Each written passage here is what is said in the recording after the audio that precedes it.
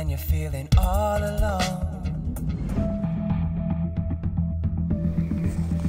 ये सच्ची कहानी एक नौजवान की है जिसे नशे की लत ने जीने के सारे रास्ते बंद करा दिए। 18 अप्रैल 2014 को जाफर को एक फ़ोन कॉल आया। उसका बहनुआ शौकत लाइन के दूसरे तरफ से बात कर रहा था। जो राज शौकत ने अगले क्षण बताई उसने जाफर को तबाह कर दिया।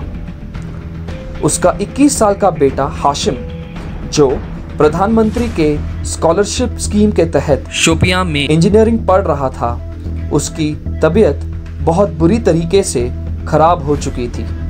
हाशिम ने ड्रग्स इस्तेमाल किया है। उसे बार बार उल्टियां हो रही है। उसे घर वापस आना चाहिए।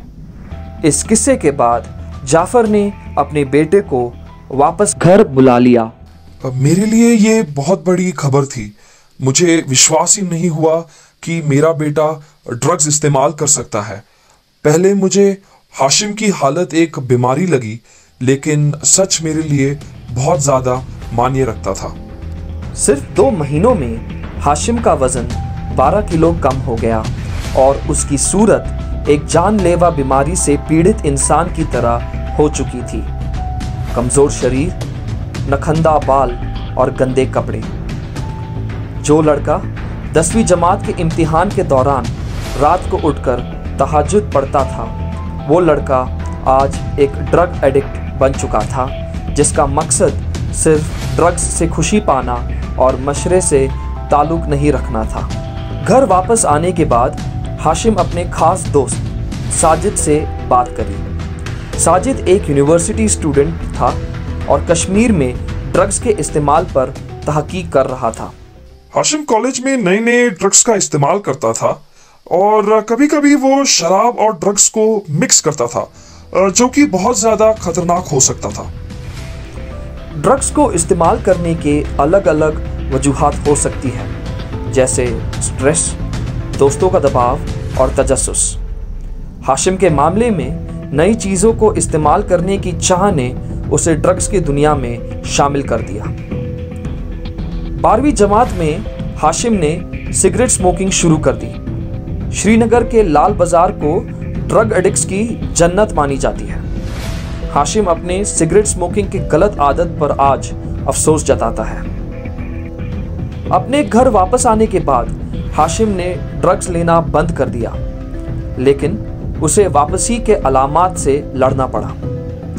एक ड्रग एडिक्ट को मजबूत अज़म रखना पड़ता है और अपने वालिदैन की हिमायत भी बहुत ज़्यादा ज़रूरी होती है। हाशिम अब ड्रग्स के इस्तेमाल से पूरी तरह दूर निकल चुका है।